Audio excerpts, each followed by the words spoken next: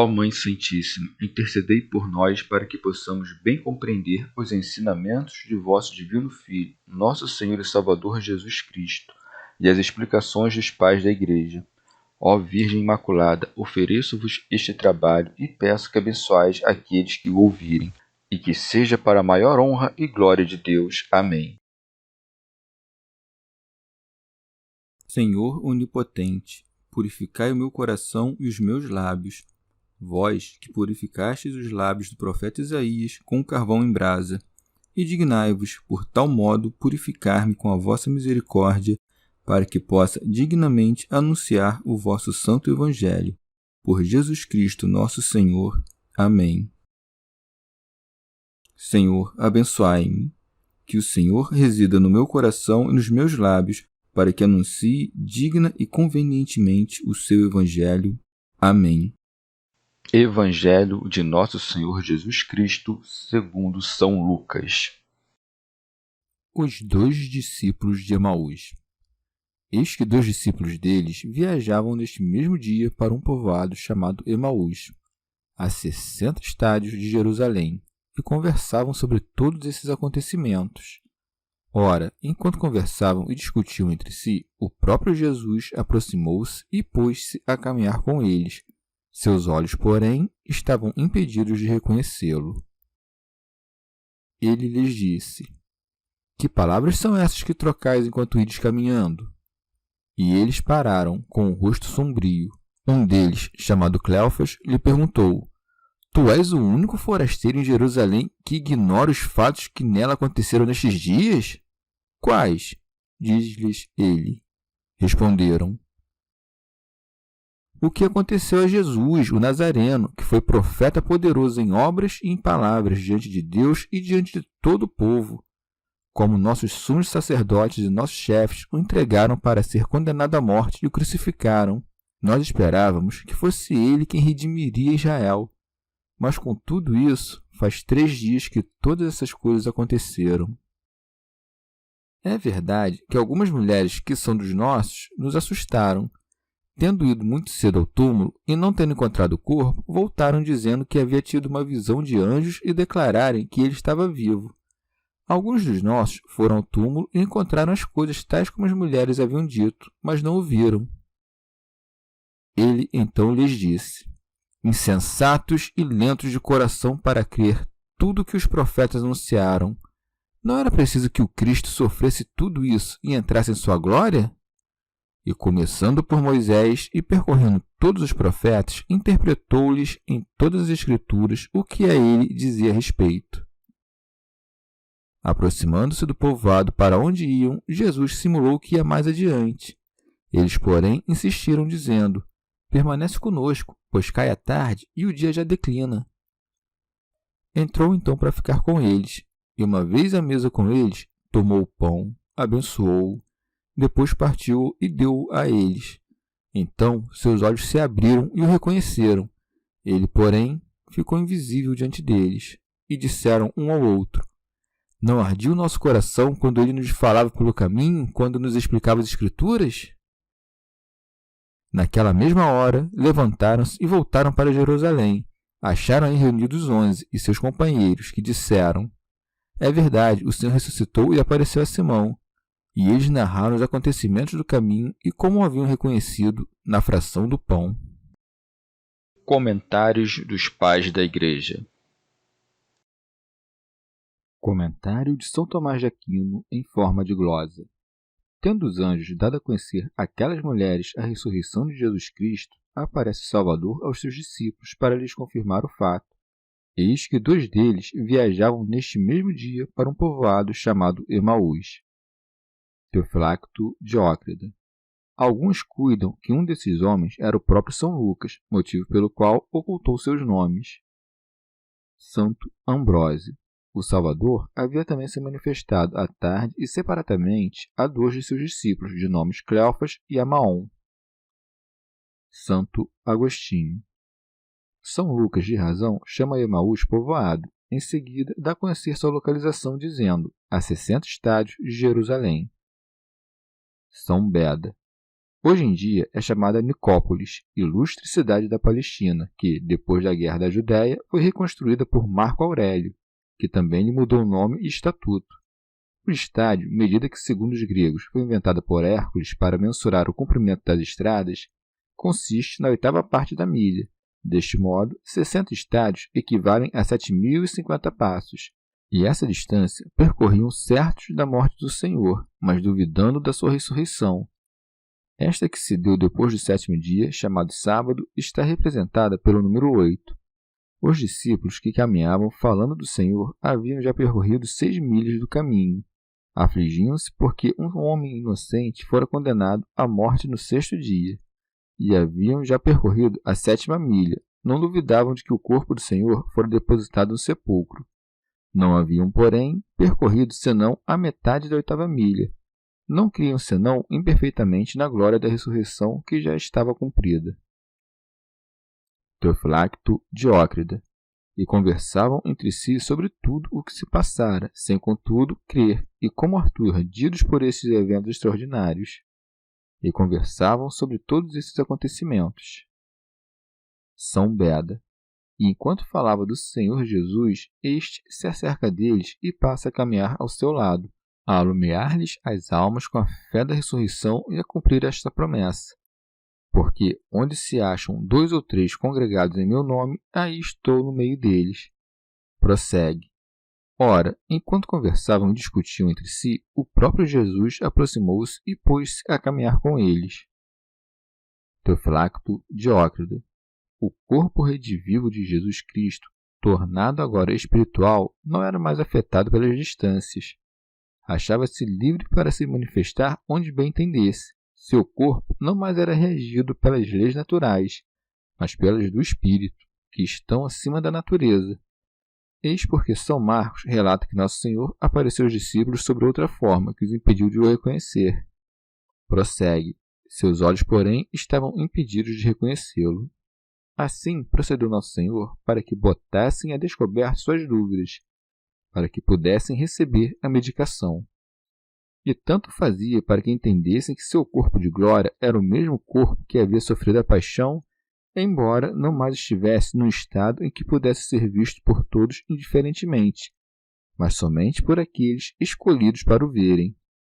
Também queria lhes mostrar por que doravante não mais haveria de viver entre os homens, pois que, depois de ressuscitar, não estariam à sua altura divina, imagem da nossa ressurreição futura, quando viveremos como os anjos e como filhos de Deus. São Gregório Magno. É com sabedoria que não se mostra aos discípulos sob uma aparência que eles poderão reconhecer. Ele reproduziu exteriormente, por meio dos olhos dos corpos, o que se passava internamente neles para os olhos do coração. No íntimo, ao mesmo tempo, amavam-no e duvidavam da ressurreição.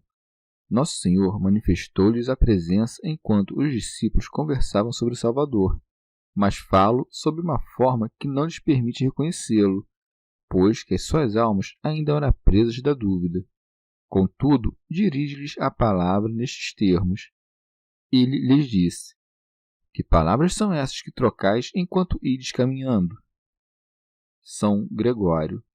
Conversavam como se já tivessem perdido toda esperança de rever Cristo vivo. Afligiam-se deveras com a morte do Salvador. Um deles, chamado Cleófas, lhe perguntou: Tu és o único forasteiro em Jerusalém que ignora os fatos que nela aconteceram nestes dias? Teofilacto, Diócrida. Isto é, acaso és estrangeiro, moras tão longe de Jerusalém e te preocupas tão pouco com tudo que se passou nesta cidade que pareces ignorá-lo de todo em todo? São Beda. E falam deste modo porque o tomavam por um estranho, cujo rosto desconheciam.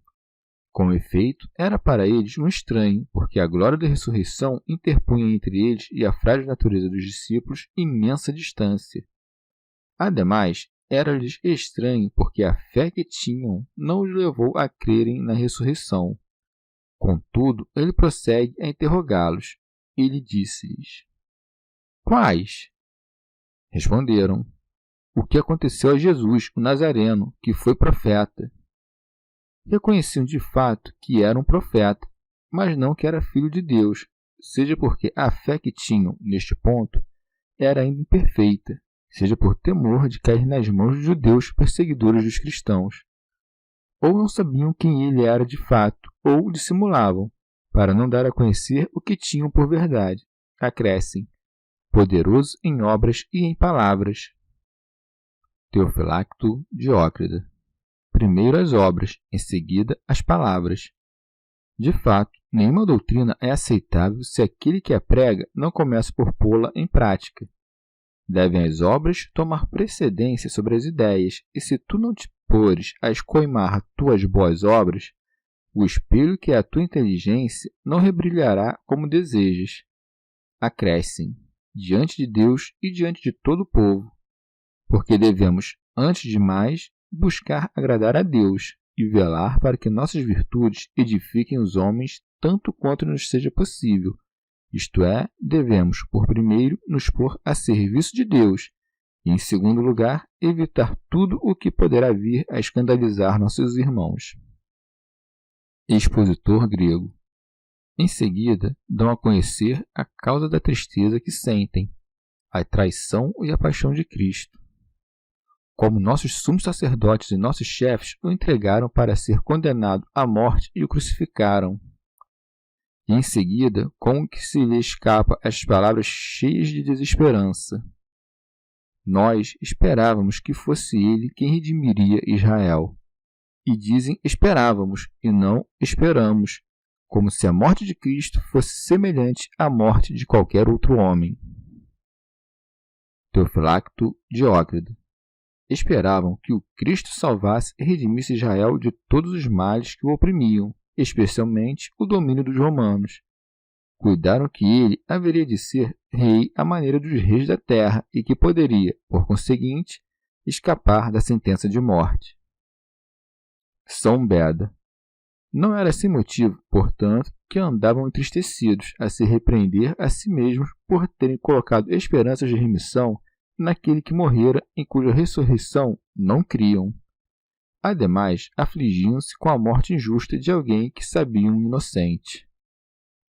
Teofilacto Diócrida. As palavras que seguem provam que eles não estavam totalmente na incredulidade. Mas, com tudo isso, faz 3 dias que todas essas coisas aconteceram.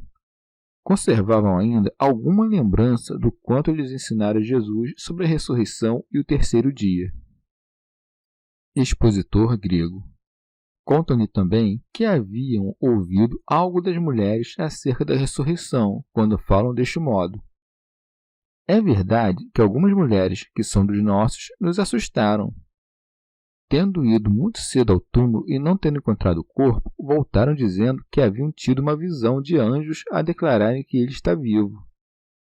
E relatam estas coisas sem que crescem nelas, mas estavam sobressaltados, desconcertados.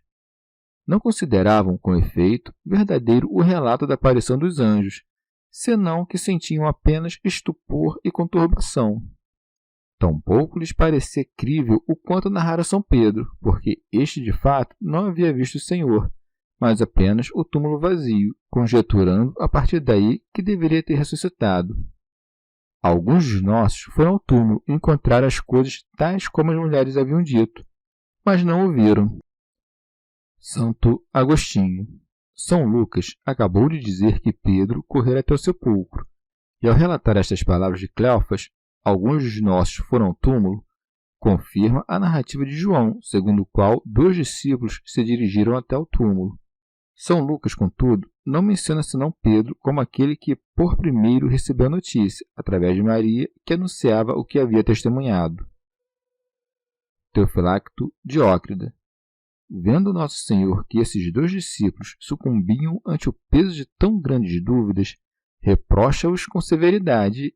Ele então lhes disse: insensatos, porque, com efeito, estavam prestes a falar como os judeus ao pé da cruz. Salvou os outros, mas não pôde salvar-se a si mesmo. E lentos de coração para crer tudo o que os profetas anunciaram. Vê-se que esses homens criam em alguns dos oráculos proféticos, mas não em todas as profecias. Por exemplo, criam no que diziam sobre a crucificação. Transpassaram as minhas mãos e os meus pés, mas não a respeito da ressurreição, como esta. Não permitirás que teu santo experimente a corrupção. Importa, pois, dar fé ao que dizem os profetas, tanto quanto falam dos tormentos, como quando das glórias do Senhor, já que aqueles abrem o caminho para estas. Segue-se. Não era preciso que o Cristo sofresse tudo isso e entrasse em sua glória?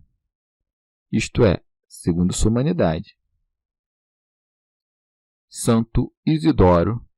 Bem que o Cristo tivesse de passar por todos aqueles sofrimentos, isto não desculpa aqueles homens que o crucificaram, porque não fizeram com vistas a cumprir a vontade de Deus, de modo que suas ações foram ímpias em absoluto. A providência divina, contudo, cheia de sabedoria, serviu-se da iniquidade deles para beneficiar o gênero humano, como nos servimos da carne das víboras para delas extrair o antídoto eficaz. São João Crisóstomo. Na sequência, explica-lhes o Salvador que essas coisas aconteceram não por acaso, mas segundo a vontade de longo tempo premeditada de Deus. E começando por Moisés e percorrendo todos os profetas, interpretou-lhes em todas as Escrituras o que a ele dizia a respeito. É como se dissesse: já que sois lentos para crer, vou prepará-los explicando os mistérios das Sagradas Escrituras. O sacrifício de Abraão, que imolou um cordeiro no lugar de Isaque, foi figura do sacrifício da cruz, e do mesmo modo os mistérios da cruz e da ressurreição de Jesus Cristo estavam anunciados aqui e ali nos oráculos proféticos. São Beda. Se Moisés e os profetas falaram de Jesus Cristo e vaticinaram que ele não entraria em sua glória senão pelo caminho do sofrimento, como alguém pode ser cristão e não examinar cuidadosamente a relação entre o Salvador e as Escrituras, e, sobretudo, se não desejar alcançar por meio do sofrimento a glória que quer partilhar com Jesus Cristo? Expositor grego. Observou mais acima o evangelista que seus olhos estavam como que cerrados, razão porque o não puderam reconhecer, senão somente quando as palavras do mesmo Salvador lhes dispôs a mente para a fé. Agora relata como Jesus, tendo-lhes preparado através de seus ensinamentos, revelou-se-lhes, aproximando-se do povoado para onde iam. Santo Agostinho. Não vai aqui falsidade da parte do Salvador, porque nem todo fingimento é mentiroso. Só a falsidade, quando o que fingimos fazer não tem significação nenhuma. Quando, porém, a ação tem algum significado, não é mentira, senão representação da verdade. Caso contrário, de força haveria de se considerar como falsidade tudo que os sábios, os profetas e Nosso Senhor mesmo disseram em sentido figurado, porque essas palavras, tomadas então no sentido comum e ordinário, nada têm de verdadeiro. Pode-se, portanto, usar desse tipo de fingimento tanto nas palavras quanto nas ações, quando nestas nos propomos significar uma verdade qualquer. São Gregório Magno. Jesus simulou que ia mais adiante, porque ainda era como um que estrangeiro no coração daqueles homens, que tinham tão pouca fé no Salvador. Oleiro, em latim, figulus, deriva do verbo fingo, fingir ou compor. Daí que esse fingir de Nosso Senhor seja, na verdade, um fazer. A verdade simples não fala com duplicidade, mostra-se exteriormente aos olhos do corpo, tal como é para os olhos da alma. Contudo, como não poderiam permanecer estranhos à caridade, quando tinham por companheiro de viagem a mesma caridade, oferecem-lhe abrigo, como a um estranho. Eles, porém, insistiram. Aprendemos com este exemplo que não devemos apenas convidar os estranhos às nossas casas, mas até mesmo forçá-los a aceitar a oferta.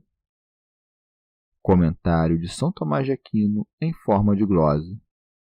E não constrangem somente pelos atos, senão também por palavras. Permanece conosco, pois cai a tarde e o dia já declina. São Gregório. Quando Jesus Cristo encontra acolhida entre os seus, acerca-se deles. Entrou então para ficar com eles. Os discípulos então põem à mesa, servem os alimentos e reconhecem no partir do pão o Deus que não reconheceram quando ele lhes explicava as Escrituras. E, uma vez à mesa com eles, tomou o pão, abençoou, depois partiu e deu-o a eles. Então seus olhos se abriram e o reconheceram. São João Crisóstomo. Não reconheceram através dos olhos do corpo, mas através dos olhos da mente. Santo Agostinho. Não que tivessem os olhos cerrados enquanto caminhavam com ele, mas algo no interior destes homens os impedia de reconhecer o que viam, como uma névoa ou algum tipo de umidade. Claro que Nosso Senhor poderia mudar a aparência do corpo, conferindo-lhe uma forma diferente daquela com que estavam acostumados, como sucedeu antes de sua paixão com a transfiguração no monte, quando seu rosto ficou iluminado de um esplendor semelhante ao do sol. Mas as coisas não se deram assim, e somos levados a crer que o demônio lhes tapou os olhos a impedi-los de reconhecer Jesus Cristo. E isso permitiu Nosso Senhor, até o momento da distribuição do sacramento do pão, para nos fazer compreender que a comunhão com seu corpo sagrado tem o poder de remover os obstáculos que nos impedem de reconhecer Jesus Cristo. Teofilacto Diócrida também nos ensinou outra coisa, qual seja, a participação na comunhão do pão consagrado abre-nos os olhos para que possamos reconhecer. Tão imenso e inefável poder tem a carne do Senhor. Santo Agostinho. E quando o Senhor, a marchar com seus discípulos que não reconheciam e a explicar-lhes as Escrituras, finge ir mais longe, quer nos ensinar que a prática dos deveres de hospitalidade pode levar os homens a conhecê-lo, e que estará sempre com aqueles que assim procedem com seus servos, mesmo quando se afastar dos homens ao subir ao céu. O homem, instruído nas coisas da fé e que partilha seus bens com aquele que o instruiu, pode estar certo de reter Jesus Cristo perto de si. Com efeito, os discípulos de Emaús receberam o ensinamento da palavra quando o Salvador lhes explicava as Escrituras, e porque praticaram a hospitalidade, mereceram conhecer, quando da fração do pão, o que não haviam reconhecido quando ele lhes explicava as Escrituras. De fato, não são justos diante de Deus os que ouvem a lei, mas os que observam a lei é que serão justificados. São Gregório Magno. Aquele que deseja compreender os ensinamentos que recebeu, que põe em prática com presteza os que já compreendeu. Vê como o Senhor não foi reconhecido enquanto falava, mas sim quando se deu como alimento. Acresce o evangelista. Ele, porém, ficou invisível diante deles. Teofilacto Diócrida. A natureza de seu corpo ressurrecto não lhe permitia que ficasse por muito tempo entre eles, e assim queria para que lhes crescesse o amor. E disseram um ao outro: não ardia o nosso coração quando ele nos falava pelo caminho, quando nos explicava as Escrituras? Orígenes. Vemos aqui que as palavras do Salvador abrasam com o fogo do amor divino aqueles que as ouvem. São Gregório Magno. Quando a palavra divina se faz entender, os corações se abrasam, derretem-se o gelo do langor e a mente fica como que agitada com desejo pelos céus. Ela se alegra quando entende os preceitos celestes. Os mandamentos que recebe são para ela como um fogo a abrasá-la. Teofilacto Diócrida. Abrasava-lhes os corações, seja pelo fogo das palavras do Salvador, as quais recebiam como a verdade, seja porque, ao escutá-lo explicar as Escrituras, compreendiam de um vivo sentimento em seus corações que era o Senhor que lhes falava. Tão grande era a sua alegria que, sem tardar, retornam a Jerusalém. Naquela mesma hora, levantaram-se e voltaram para Jerusalém. Partiram no mesmo instante, mas lá chegaram algumas horas depois, porque tiveram de percorrer uma distância de 60 estádios. Santo Agostinho. As mulheres já haviam espalhado a nova de que Jesus ressuscitara, e Simão Pedro, a quem ele aparecera, também o fizera. Os 2 discípulos, lá chegando, encontraram os apóstolos reunidos a conversar sobre esses grandes acontecimentos. Acharam aí reunidos os 11 e seus companheiros, que disseram: é verdade, o Senhor ressuscitou e apareceu a Simão. São Beda. Segundo o testemunho dos 4 evangelistas e do apóstolo São Paulo, foi a São Pedro, por primeiro, que Nosso Senhor se mostrou. São João Crisóstomo. E porque quisesse espalhar as sementes da fé, não se manifestou a todos ao mesmo tempo. Com efeito, aquele a quem Nosso Senhor apareceu por primeiro e que, portanto, deu testemunho dele, passa a contar o fato aos demais. Esse relato, propagando-se, prepara os ouvintes para que vejam o mesmo Salvador. Por essa razão, mostrou-se primeiramente ao mais digno e fiel de todos os apóstolos. Era preciso, para tanto, uma alma de fidelidade a toda prova, para que não se turbasse com essa inesperada visão.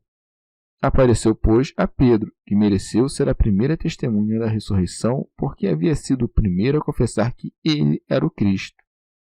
E também o faz para consolá-lo e para que não caísse em desespero, porque Pedro o havia negado. Só depois aparece aos demais. Algumas vezes mostra-se a muitos, outras vezes a poucos, como dizem os 2 discípulos de Emaús. E eles narraram os acontecimentos do caminho e como o haviam reconhecido na fração do pão. Santo Agostinho. São Marcos escreve, é bem verdade, que os apóstolos não creram no relato desses 2 discípulos, ao passo que, segundo Lucas, eles próprios declararam que o Senhor havia verdadeiramente ressuscitado. Essa contradição aparente podemos explicá-la dizendo que apenas alguns dos presentes se recusaram a crer no relato dos 2 discípulos. Chegamos ao fim de mais um dia de comentários da Catena Áurea. Muito obrigado por ficarem até aqui, que Nossa Senhora derrame suas graças sobre nós e até amanhã.